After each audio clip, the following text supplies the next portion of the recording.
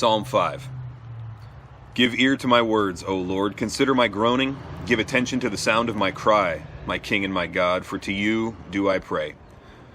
O Lord, in the morning you hear my voice. In the morning I prepare a sacrifice for you and watch. For you are not a God who delights in wickedness.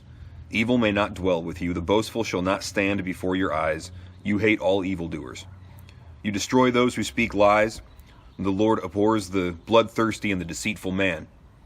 But I, through the abundance of your steadfast love, will enter your house. I will bow down toward your holy temple in the fear of you. Lead me, O Lord, in your righteousness. Because of my enemies, make your way straight before me. For there is no truth in their mouth. Their inmost self is destruction. Their throat is an open grave. They flatter with their tongue. Make them bear their guilt, O God. Let them fall by their own counsels. Because of the abundance of their transgressions, cast them out, for they have rebelled against you. But let all who take refuge in you rejoice. Let them ever sing for joy, and spread your protection over them, that those who love your name may exult in you. For you bless the righteous, O Lord. You cover him with favor as with a shield. The thing that I want us to take away from Psalm 5 today is this prayer for blessing and deliverance from our enemies.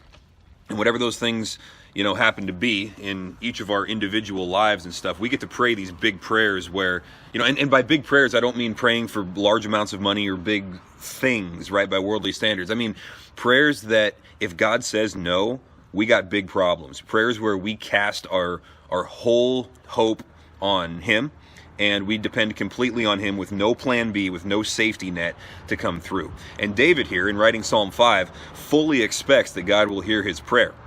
So he starts out with, give ear to my words, O Lord, consider my groaning, give attention to the sound of my cry. And then in verse 7, he gives the reason for his expectation that this is actually going to reach the ears of God. He says, but I, through the abundance of your steadfast love, will enter your house. See, he doesn't appeal to his awesomeness. He doesn't say, I'm King David. Of course God has to listen to me. I'm the king of God's chosen people, or whatever. He doesn't say any of that. He doesn't appeal to his own resume, his own righteousness. He makes righteousness, by our definition, really, he makes his appeal based on the fact that God's steadfast love has been placed upon him.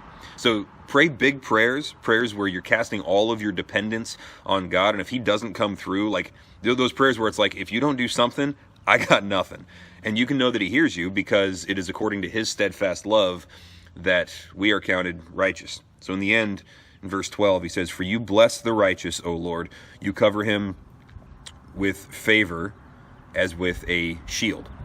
So if you have placed your hope in Jesus Christ and you trust him with your today and your tomorrow and your eternity, then you are counted righteous by faith, by the love of God, not by your own works, which is good because our own works leave quite a lot to be desired, and we can do nothing except sin apart from faith. So you're counted righteous by faith, and God's hearing your prayers. So pray some big prayers today, and this being a Monday morning devotion, we'll go and pray some big prayers this week, and watch for God to come through in a time of need, and be prepared to be the vehicle by which he is going to answer somebody else's prayers, because he doesn't just love you, he loves the people that you're going to be around today also, and you get to be a vehicle of that steadfast love for God.